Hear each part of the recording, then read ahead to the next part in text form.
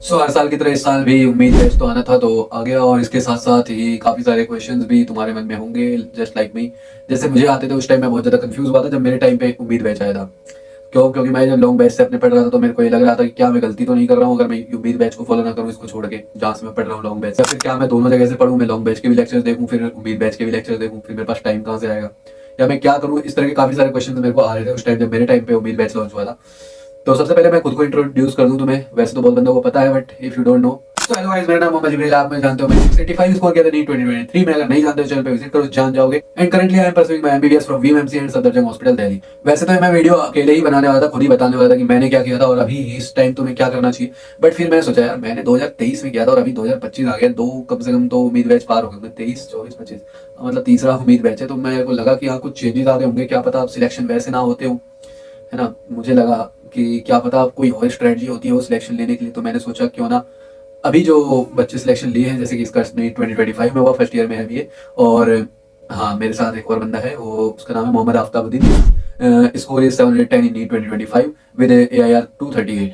ठीक है, तो वो मेरे साथ है। तो इसने काफी सारे लेक्चर्स उम्मीद बैच से लिए थे, इसने रिवीजन किया था अपनी उम्मीद बैच से, और उससे फिर तुम्हें क्या करना चाहिए वो भी थोड़ा गाइड करेगा। तुम्हें ट्रस्ट भी हो जाएगा अगर मेरी बात पे नहीं होता है कि क्या करना चाहिए। तो पहले आफ्ताब से देख लेते हैं कि ये क्या कहते हैं। So hello everyone, myself Aftab scored 710 in NEET 2024 and currently a first year MBBS student at Vardhman Mahavir medical college and Safdarjung hospital.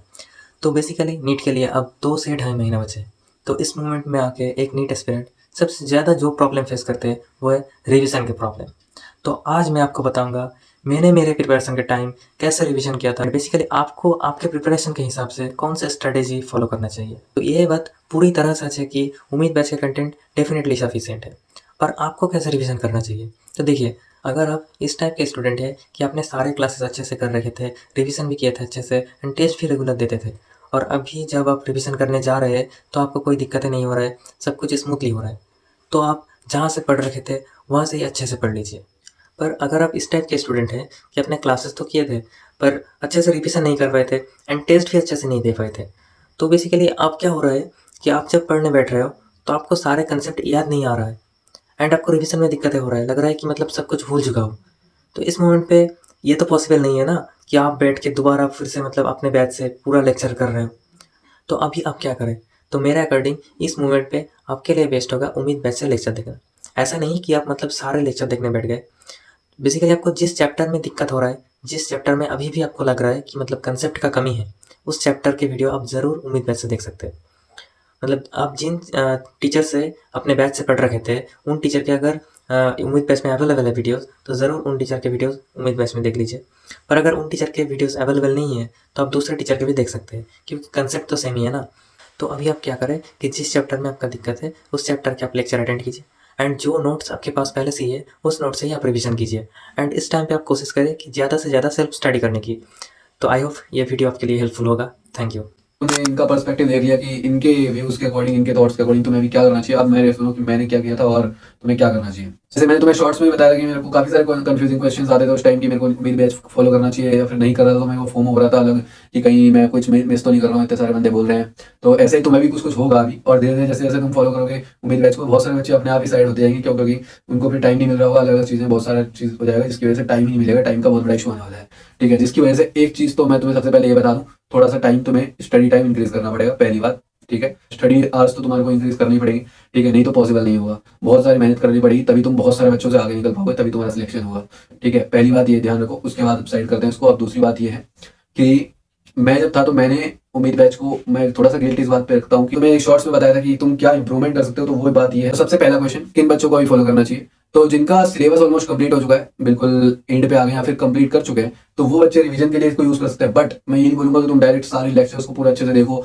और जैसे तुम पूरा लॉन्ग बैच का लेक्चर्स ले रहे थे वैसे ही सेम टू सेम उम्मीद बैच को फॉलो करो। नहीं, रिवीजन तुम्हें अपने अकॉर्डिंग करनी है, ये ध्यान रखना है तुम्हें हमेशा कि तुम्हें सिलेक्शन लेना है। अगर नहीं भी होगा ना तो तुमसे कोई कुछ नहीं आने वाला कि तुम्हारा क्यों नहीं हुआ ये वो, ठीक है। तुम्हें अपने सिलेक्शन को ध्यान रखना है कि तुम्हारे लिए क्या जरूरी है। मैं हमेशा तुमसे कहता हूँ तुम्हारे लिए क्या जरूरी है वो ध्यान रखना है। तो इसमें रिवीजन तुम्हें किस तरह करनी है, तुम्हारे लिए बेस्ट जो चीज रहेगी वही रहेगी। तुमने लॉन्ग बैच से अच्छे से पढ़ाई कर ली है, सिलेबस कंप्लीट कर लिया है, तो तुम्हें एक रफ कॉपी उठानी है, साइड में रखनी है, नोट्स उठाने हैं, साइड में रखना है एक साइड में, अब ये हो गया। अब तुम जैसे जैसे लेक्चर हो रहा है उसके नोट्स को रिवाइज करते जाओ, साथ साथ रफ में वही चीजें लिखते जाओ जो भी तुम रिवाइज कर रहे हो, जिससे तुम्हें मेमोरी अच्छी बनेगी लिखने के बाद।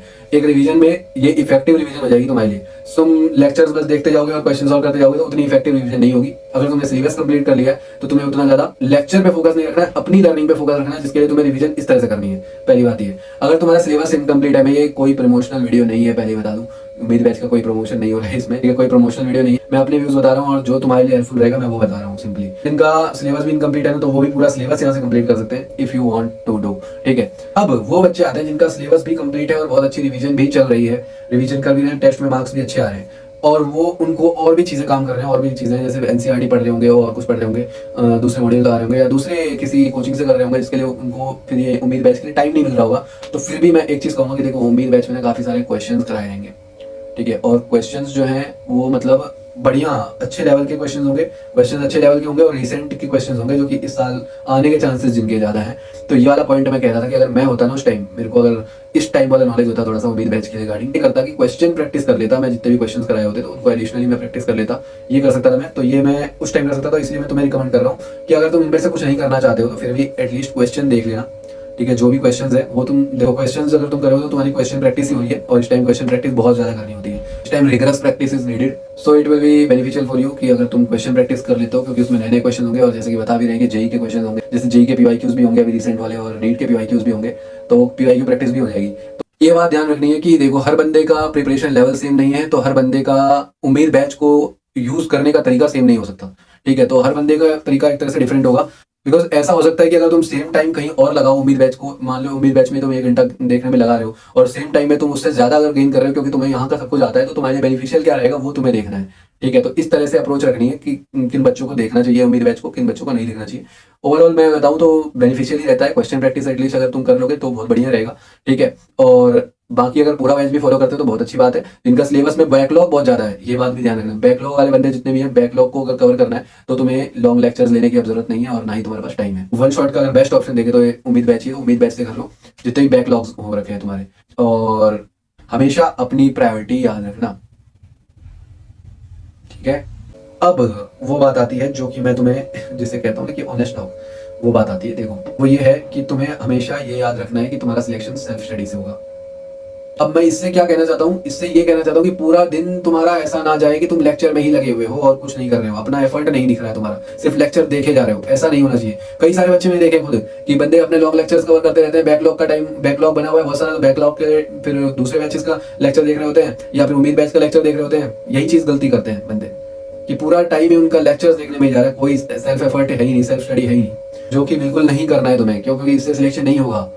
जब तक तुम्हें नोट्स अच्छे से मेमोराइज नहीं होंगे, नोट्स अच्छे से याद नहीं होंगे, इतने अच्छे से याद नहीं होंगे कि एग्जाम में पेजेस याद आ जाए, तब तक तुम्हारा सिलेक्शन नहीं होगा। और इतने अच्छे से याद करने के लिए क्या करना होगा, बार बार मल्टीपल रिवीजन करना होगा द सेम थिंग। इसीलिए मैंने तुम्हें बोला वाला पॉइंट कि अगर तुम रिवीजन कर रहे हो फ्रॉम द उम्मीद बैच, तो तुम्हें क्या करना है, अपने नोट्स को खोलना है और उनसे ही रिवीजन करना है, ठीक है। ये नहीं कि दोबारा से एक नया नोट्स बना रहे हो फिर उसको रिवाइज करो, फिर उधर से दूसरी चीजों से रिवाइज करोगे, ऐसा नहीं करना है।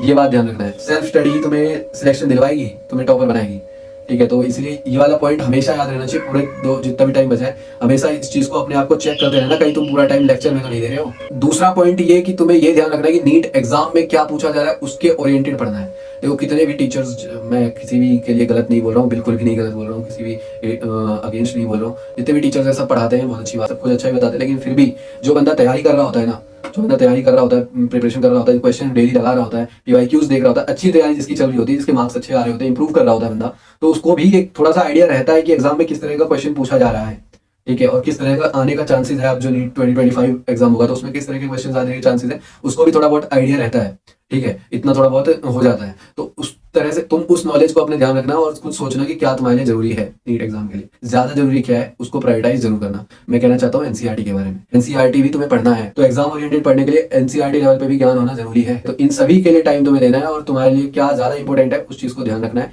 सेल्फ स्टडी पे फोकस करना है, अपने नोट्स को, सेल्फ नोट्स को बार बार रिवाइज करना है, जो तुम आगे पहले से रिवाइज करते आ रहे हो। कुछ नया मटेरियल यूज नहीं करना है, बार बार प्रैक्टिस के लिए जरूर नया मटेरियल यूज करो, जैसे कि तुम्हारी प्रैक्टिस क्वेश्चन प्रैक्टिस हो रही है, पुराना मटेरियल भी रिवाइज करते रहो, जिससे कि क्वेश्चंस जो अगर रिपीट भी होते हैं तो वो याद रहे तुम्हें, तो डायरेक्ट क्वेश्चन वहां पे भी कर दोगे, सॉल्व करने के तरीके पता चलेंगे तुम्हें। तो यही बताना था मेरे को अच्छे से, इन बातों पर ध्यान रखना और चलता हूँ इस वीडियो से भी मिलूंगा फिर कभी, तब तक के लिए बाय बाय।